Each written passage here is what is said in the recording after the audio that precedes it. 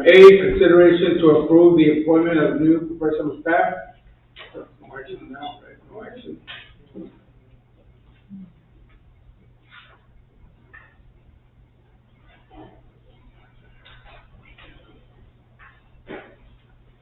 B, consideration to approve the employment of new Edwell staff, ma'am. The recommendation is the Board of Trustees approve the employment of new Admiral staff as discussed in closed. I move. Motion made by member Nora Guerrero, seconded by VP Mata. Comments, questions? All right, let's go and take a vote. All those in favor, raise your hand.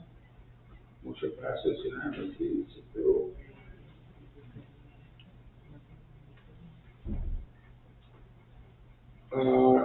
Item C is discussion action regarding construction or architectural issues at Christian High School and matters related to, there are two that will not be taking any action in this. Okay, we're done with open session. Items of closed session for 8. Consent action items, we have 2. We have to consider the approval of minutes for the board meetings held on January 16, 2024, regular, January 17, 2024, special, January 24, 2024, special, No action. and January 31st, 2024, special. And we also have consideration to approve the monthly bills for 2024. 23, for 2023? Yeah. That's good. Okay, so we can do a consent item for both, or we can split them up, do the agenda, do the minutes, and then the bills. Is there a motion on the floor? We can't do them all together. Yeah, we can. So there's some, Can we switch? Can we split them on this meeting? you want I would to prefer, yeah, I would prefer. to keep split them. well, it depends on the motion. Oh, okay, all right, fine, all right, sorry.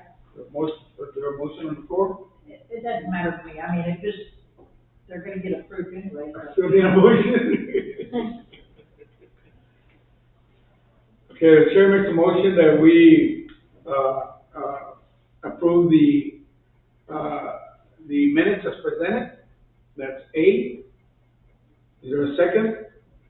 Second. Seconded by VP Cruz Mata. Oh, by the way, people, I can make a motion. Okay, so is there any comments or questions now in reference to the minutes? No? All right, let's go and take a vote. All those in favor, raise your hand. Okay, motion passes 6-0, yes.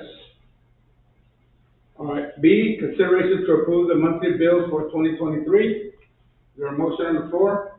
Motion. Motion made by VP Cruz Mata to approve the monthly bills as presented. Am I correct, sir? Okay, is there a second? Second. Second made by member Sam Houston.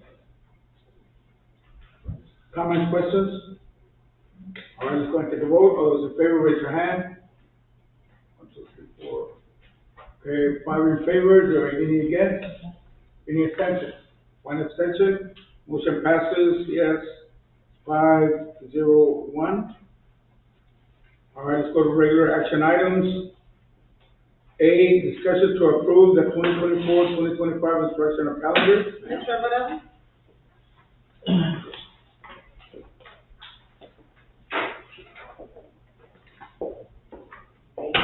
Hopefully y'all have a copy of it.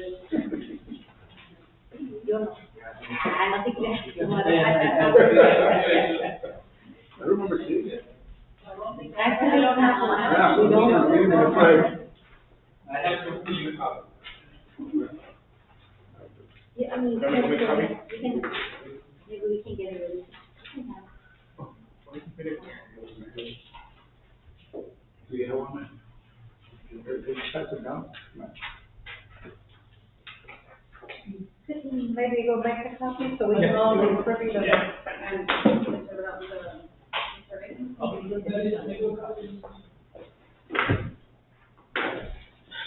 So this year, we decided to put in a task force, what we called it a task force, which was, we gathered representation from each, campus. It was, members from pre-K, kindergarten, second grade, third grade, fifth grade. We had special programs, represented, we had high school, AC, our nurses department, police department, and our food service department, including Ms. Garcia and myself. Me and Ms. Garcia led the, task force committee. We met a total of 3 times. We created agendas, we presented information to the committee, to the task force, and they took it, very serious. It was very fun to get the input of all the employees. I decided to, bring some samples to kind of show. They went back to their campus and they worked on their own and brought in their own, input from campuses. We put that all into consideration.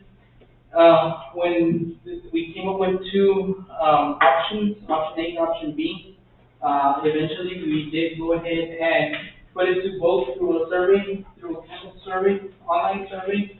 We had 151 employees, vote on the survey, and, at the end, we went ahead and chose, option A. That was also presented, by the school board, to the, district SBDM by Ms. Garcia. It was presented to the district SBDM, and then released it to be surveyed, and the staff chose option A. This puts us, at 181, 326 minutes, which is approximately about 5 days over the 75,600 minutes that are required, for students. So we are well in range of needs for the campus. One of the, a couple of things that came up was, the teachers were actually very happy with the current year's, calendar that we set forward. They were real happy with the PD, with the wellness day, with the, campus planning day. So they chose a, calendar that pretty much mimicked this year's, calendar. So there's not much change. If you can see, we still have our 2 back-to-back, professional development and campus planning days, the same holiday, and the teacher work day. And this was all to them, but in the end, it came back and circled back around, and they chose a calendar that was very similar to this current year's. First time y'all do this? As a task force, we usually take it to SCPM, but this year we decided to get a task force together. Like I said, we met 3 times before we agreed to the SCPM. So, Okay. and they got to represent their campuses. We let them go back to campus, and like I said, some campuses took it real serious and came up and with ideas, and it was fun. It was fun putting it together. You want to copy that? No, you know. Wellness days, was that implemented last year or the year before, or this is just something new? This current year, that I'm just curious because of patronage. Thank you. Yes, we do appreciate that, even us at Central. I mean, it was good to have those wellness days. It really goes a long way for the staff. We really enjoy those. And our spring break does coincide with the. Yes, we did check with the junior college, and we got some input for some, information. Do you know if other districts are doing the same as us? There's a lot of districts here that are doing, different, I know they has the, fall, yeah, the fall break and the spring break, and the campuses, we allow the committees, the task force to take it back to campus, and they did mention it, but when they will come back and we put everything together, our plan as a district, because that was our part of it, we showed them what the district's trying to do and everything. They I took all know that. that in the other district, they would try very hard to keep it. Sometimes compare South, I think it's going to be mine. They would try very hard to keep it Yeah. the same. What is ER? That is. Early release date. Early release. So if you look at it, the TWD, that's teacher work day, teachers get to work on their, lesson plans, templates, and their, whatever it is that they need to do, they get to come in do whatever they need to do in their classrooms. The professional development, that's the PD, that's district led, that's something that we'll do. And then the campus planning days, the CP and blue, those are campus led. The principals have their, whatever it is that they're gonna plan out for those days. And then the early release, we have two of those that include a PD, that will be district led as well. It'll be, we release that at 12 or 12:30, and then the afternoon is district PD, whatever it is that we choose to implement on those things. We have two of those. The other early release, those are just, kind of rewarding the staff, right before major breaks, which is spring break, the Christmas break, and the Thanksgiving break.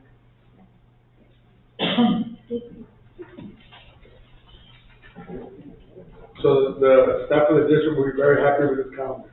Yes, they were, it was, oh, sorry, did y'all see the overwhelming, voting? It was, 89 to 11%, so.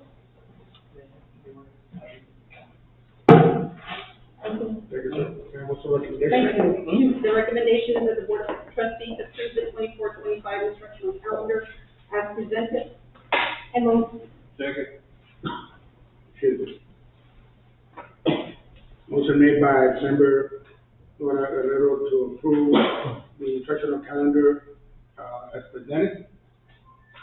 Seconded by VP Guzmata.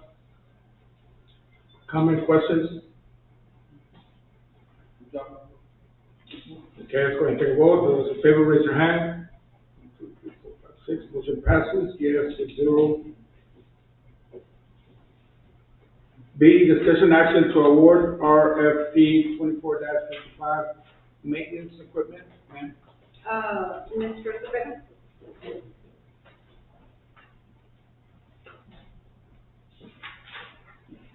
We went on an RFP for a tractor that the maintenance department has been asking for the past 2 years. And we finally got some quotes, and they met all of the requirements for the needs that the tractor that the maintenance department wanted. So we're bringing that up to the board for approval. They haven't had a tractor for a while. Okay, let's see if I heard you correctly. We got several bids or FBs or RFPs, and this is the one that's being recommended. It says here that's the only proposal. That was the only proposal that came in. We did go out on RFP for 2 weeks, nothing came in. And then we had to post it again, and we had to make some calls to get some quotes in. Mr. Pedazo, it does include the loader, the backhoe, and the pallet fork. Yes, it does. Okay, Yes, and that was you can the- switch those out whenever they're gonna. Yes, that was something that they really wanted. So that amount right there is the total for all the equipment, Yes, it is. because I thought that is not your regular run amount. No, that's for everything. Okay. She asked about the warranty or that. Yes, the warranty and everything is on there included, so That's what I was, it's a really good piece that they truly needed, number one, and they were truly looking forward to this purchase. And it's brown, I think, it's probably, Right? Yes, it is, yes. And maintenance people will be getting some kind of training on how to run it properly. Yes, definitely, yes, sir. Well, they need it. Yes, they do, ma'am. They need the equipment. What's the recommendation, The ma'am? recommendation is that the Board of Trustees award the request for proposal 24-55 for maintenance equipment. Motion made by VP Guzmata to go with the recommendation, seconded by member Nora Guerrero. Comments, questions? All right, let's go into the vote. All those in favor, raise your hand. 2, 3, 4, 5, 6. Motion passes 6-0.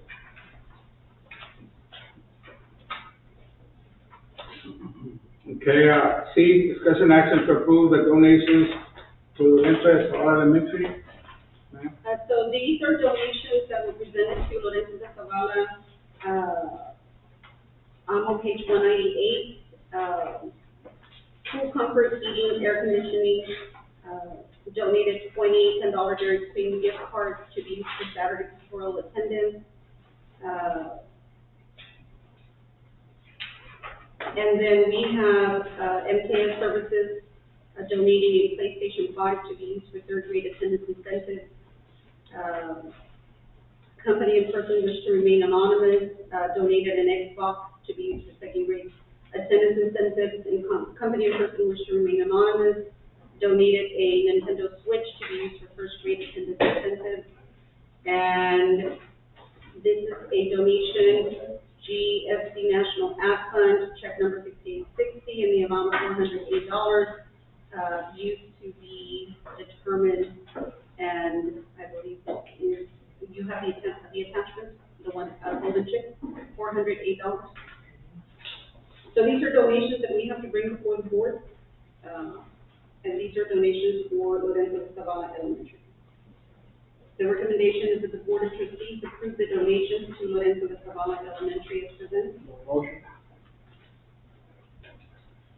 Motion made by VP Cruz to go with the recommendation, to approve the donation, seconded by member Sam Houston.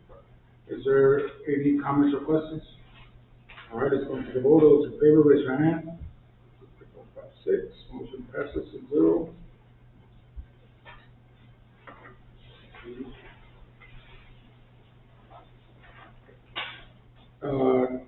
D, discussion action to accept donations to the CCISD Police Department. The recommendation, and you do have a correction memo, is, this is a donation that the police department, worked towards when we were working on our Lieutenant Chief. Do you want to step up and just give us a brief, explanation of your donation? So the donations that, you see there are for, the Blue Santa, the Blue Santa giveaways or whatever, you know, the ones we had, in December. So we had a total, I guess, a total of 1,050 as correction. And we had from towels, we had 200 or 250. Constable Jesse Hernandez, we had 100, J&J 400, and Crystal City Ballroom, we had 300, for a total of 1,050. And that was to go to the Blue Santa, the Blue Santa that we had, the event. This has been spent, right? Ma'am? This has already been spent on gifts and stuff, right? Well, no, I never submitted, the donation, so it hasn't, it's still up. It's still. We bought the gifts before the donation, Oh. so the money is still intended to go to the campuses, but it's on hold. We don't touch the money until we do all of it. Where will this money go since they're police and not campuses? Well, the money was intended to go to the students, so we are proposing to divide the money up by 5, to the 5 campuses, equal amounts, and then the campuses can use the money as they deem necessary. Okay. What's the recommendation, The ma'am? recommendation is that the Board of Trustees accept the Thank you, sir. donation to the CCISD Police Department. I move. Motion made by member Romero to approve the recommendation. Is there a second? Second. Second made by member Espinosa. Comments or questions? All right, let's go and take a vote. All those in favor, raise your hand. Motion passes unanimously, 6-0. Okay, E, discussion action to approve resolution to employ or accept as volunteers chaplains. Ma'am? So this is a, conversation that we will have to give us a recommendation on whether or not the board is willing to employ, chaplains, to assist with duties on campuses. We have, on page 202, the board has presented 3 options. You have option 1, this allows a district campus to employ or accept as volunteer a chaplain to provide support, services, and programs for students and adopt the following addition to DP local. So this, we would have to add this to the policy in accordance with the law. Board authorizes a campus to employ or accept as a volunteer a chaplain. Then you are presented with option 2. It affirms the practice of a district campus permitting a chaplain to provide support services and programs for students in accordance with the district's existing GKG local policy. And then you have option 3, which does not permit a district campus to employ or accept as a volunteer a chaplain to provide support, services, and programs for students at this time. This is a requirement out of Senate Bill 763. The board does have to take a vote on chaplains before March 1st, I'm sorry. So we're bringing this to you today for consideration. I have a question, Yes, sir. one clarification. Maybe I'm reading it wrong. If they're volunteers, if we bring them on board, why do we have to pay them? I do not know that they have to be paid, they're volunteers.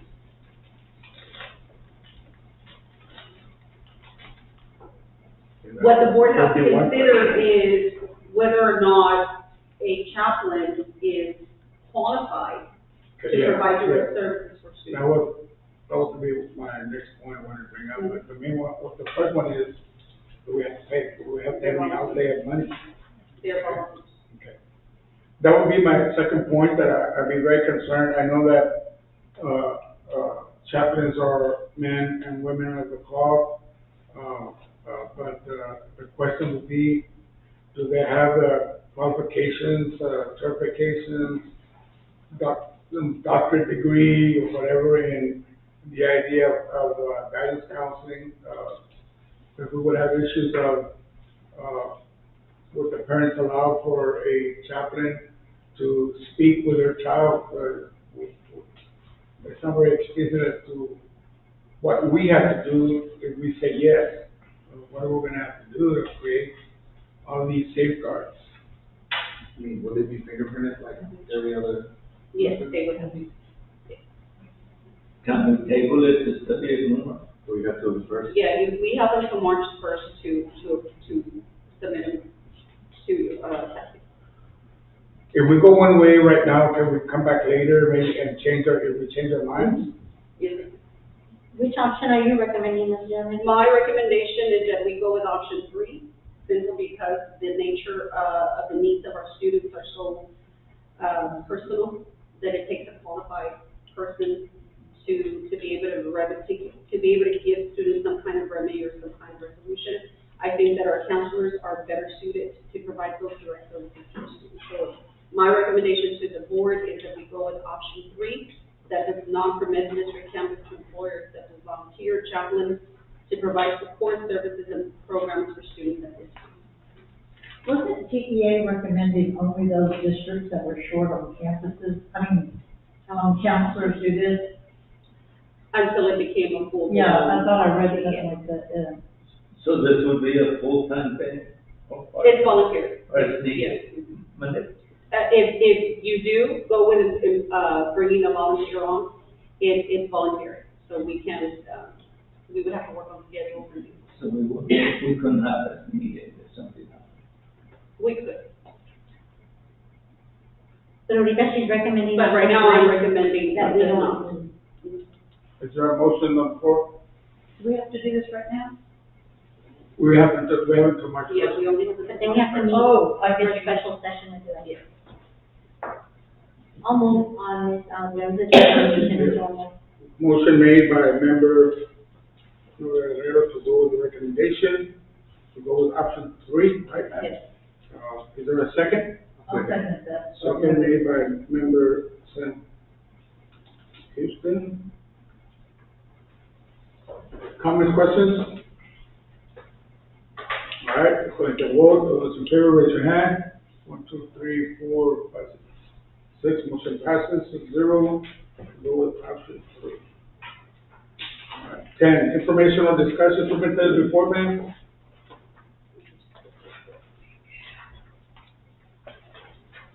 Our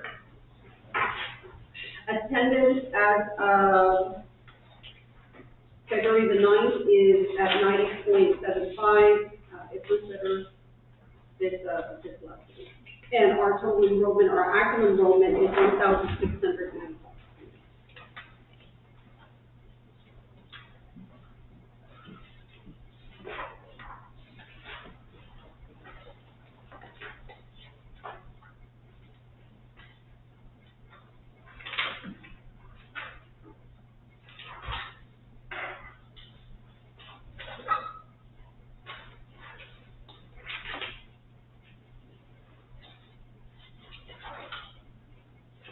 there a set amount of cases we're supposed to have in the district?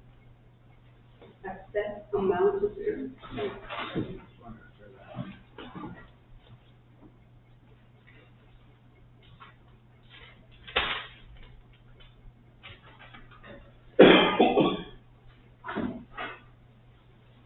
I have a question, ma'am. I was just thinking about the paper report, and, you know, we have a pretty good record of attendance when it comes to the testing, something like 100%. Is there any way we can transfer whatever strategies we're doing, using there to our regular attendance? We can up it. one of the reasons why our participation rate is so high is because we have the flexibility of testing over a period of days, if not weeks, if it's high school. So that leads to that piece, if we were to take attendance on testing days, on any given day, the rate would be very similar to the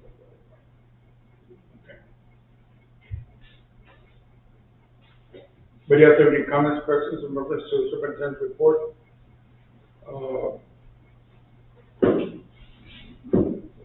You're gonna, okay, we have the update, right? So that includes the band pad.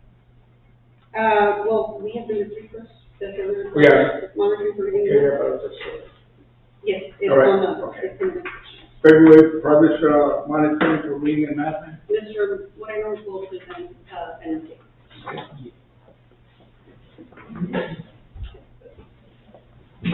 I just have a quick little copy. Again, like Ms. Jones has stated, we are interim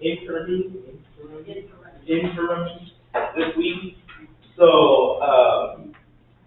this is gonna kind of just be like a little baseline where we're gonna be, but in actuality, we'll really know where we're at the end of the week.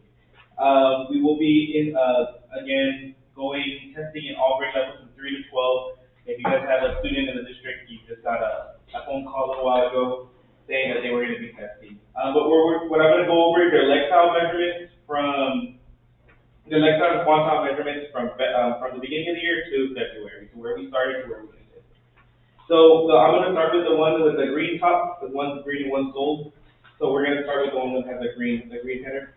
The one that starts with lexiles, that's where we're gonna start. So in lexiles, if you look at it, you can see pre-kinder, the number of students tested, we had 79 students. So back in September, when we first began testing, they were at a beginning reader of 430 lexiles, which means, if you were to think like a number line, these are the negative numbers. They were kind of barely learning to read and we're trying to get them to read. So, for adults, any number that has a BR, think of it like a negative number, trying to get closer to 0. So, in September, we were at a beginning reader of 430 lexiles. In October, we were at a beginning reader of 405 lexiles. In November, we were at a beginning reader of 335. In December, beginning reader 335. In January, we were at a beginning reader 320. And in February, we're at a beginning reader of 260. So we're making progress. We're going closer to 0. Again, that's kind of what we want to see. And if you kind of look towards the next line, in kindergarten, that's where we want, in order for students to start kindergarten, they need to be at a beginning reader 345. So in February, those pre-kindergartners, they're already past that number. So they're already kind of getting ahead of where they're supposed to be when they leave pre-K to go into kindergarten.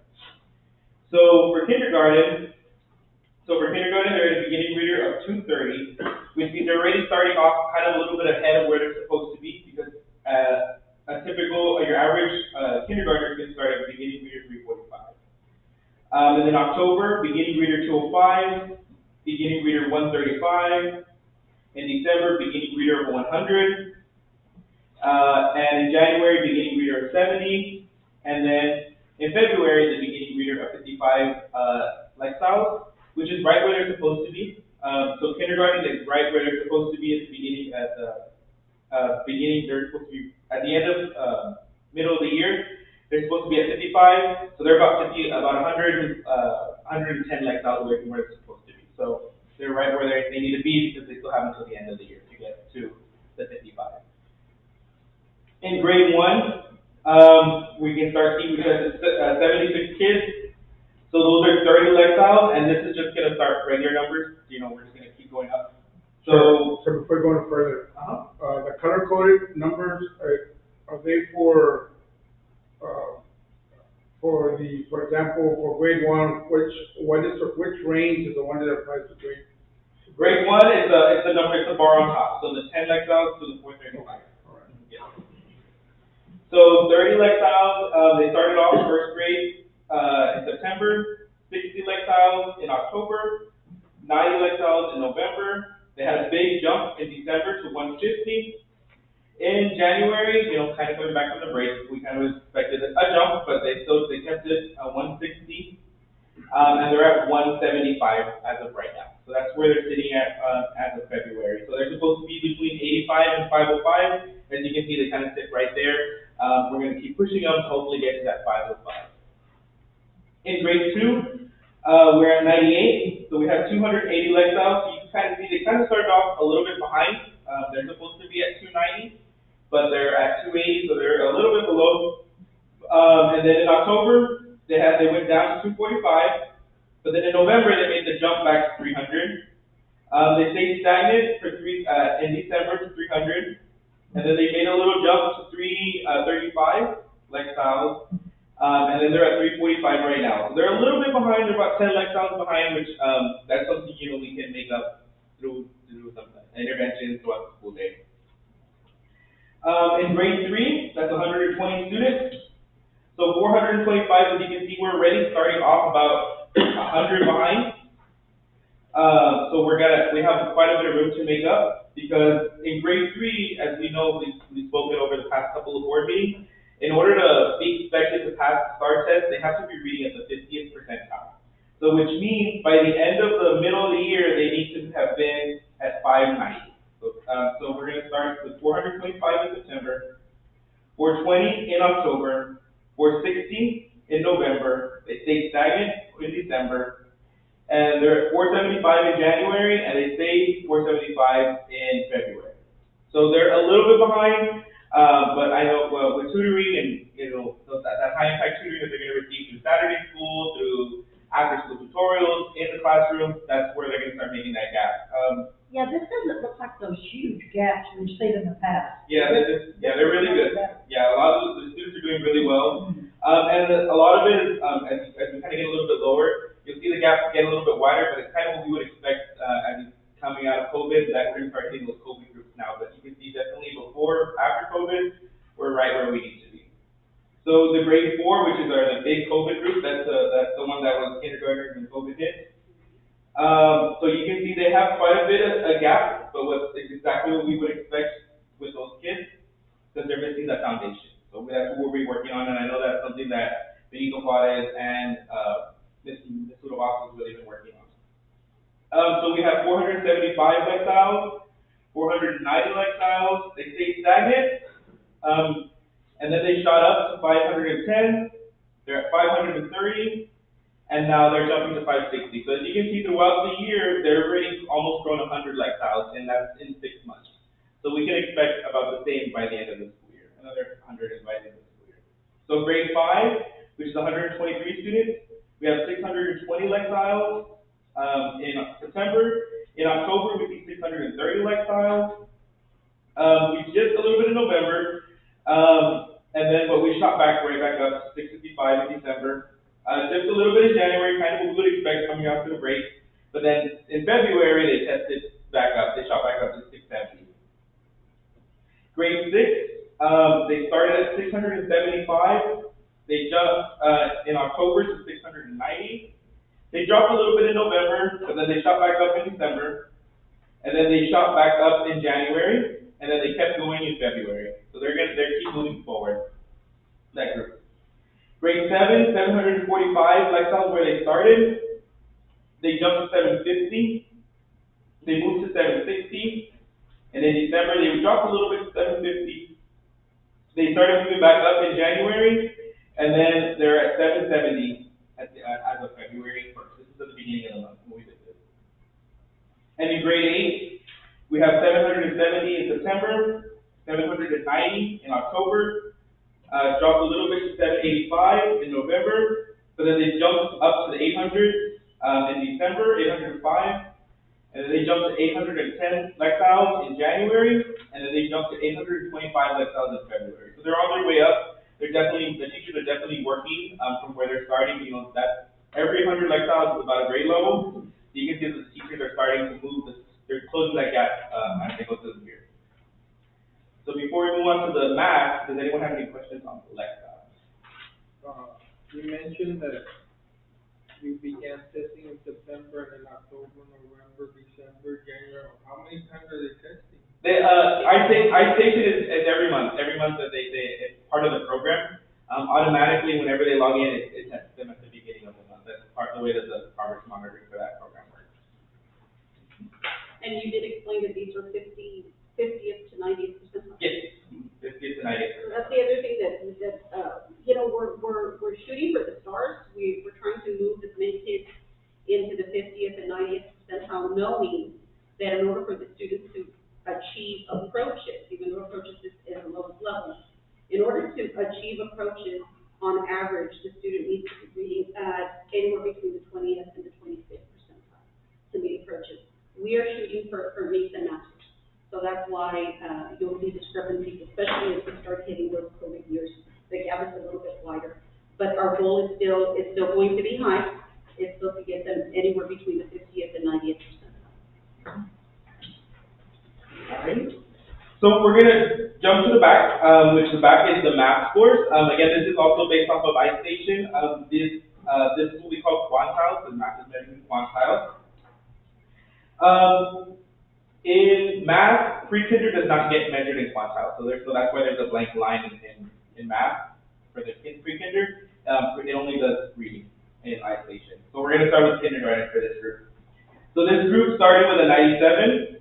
The early math was a 225, which is, like I said, very with the beginning reader. This is early math. Again, we're working our way towards zero. So the goal is to get rid of the early math and get to a positive number without the zero.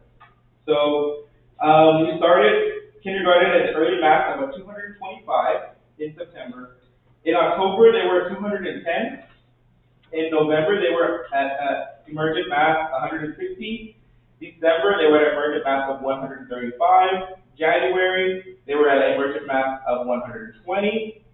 And in February, they were emergent math of 110. So you can see that these students are also progressing throughout the year as well. So with grade 1, we're going to start with the emergent math of 120. And then they move to the emergent math of 80. In November, they're at emergent math of 60. In December, they're at emergent math of 20. In January, they're at a 30 quantile, which means they've already passed that mark, and now they're moving into regular math. And in February, they're at 60 quantiles. So they're a little low. They should be at 65. They're at 60, but they're right there. With grade 2, they started off the year with 60 quantiles, which is where our grade 1s are currently at. So that's where our second graders started. So then our second graders are starting at 60. In October, they jumped to 80. In November, they jumped to 125. In December, they jumped to 150 quantiles. In January, they jumped to 175 quantiles. And in February, they jumped all the way to 190 quantiles. So they've definitely grown a good 130 quantiles just in the 6 months, this last 6 months. In grade 3, 120 students. We have 335 quantiles where they started off the year. They dipped a little bit in October, and then they jumped right back up to 390. And in December, they were at 405. In January, they jumped to 420. And in February, that's 455. So they jumped as well. You know, that third grade group is a really strong group. It's a really strong group for math. So we're expecting great things out of that group. And I know that math team is working really, really hard. So, you know, I expect great things to come from that group. In grade 4, there's 125 students. They started off with 495 quantiles. They dipped a little bit to 480, and they stayed stagnant there for October and November. But then they jumped up to 500 quantiles in December, January 530 quantiles, and in February 560 quantiles. And again, that fourth grade group is that COVID group. It's the one that's the kinder group. In grade 5, 121, about, 550 quantiles is where they started. They jumped up to 555. In November, they were 560. In December, they were 575. In January, they were 585. And then in February, they made a really good jump to 605 quantiles. Grade 6, 120 students, they started off at 565, which is, like, if you look at the, compared to the grade before, it's even lower than where our current fifth graders are. And then we jumped up to 560 quantiles in October, 585 in November, 595 quantiles in December, 640 in January, and then they had a really big jump in February. Grade 7, 103, they had 760 quantiles where they started. In October, they had 765 quantiles, 770 in November, 790 in December. They stayed stagnant in January, and then they jumped a little bit in February. That seventh grade group is, we had some questions, we reached out to principals. We're looking to see what's going on there.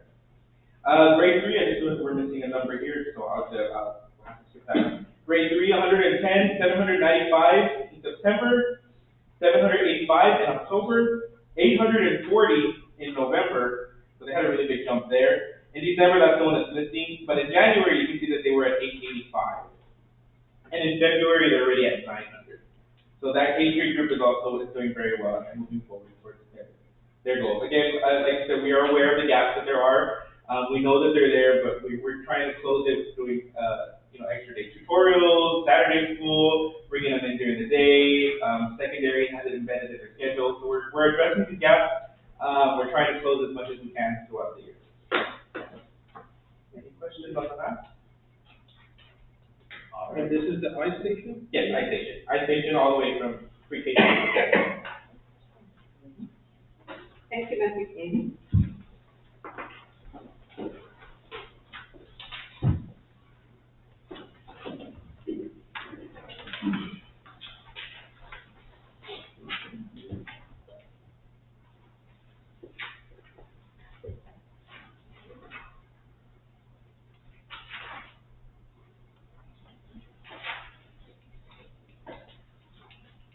All right, let's go to 11 informational items.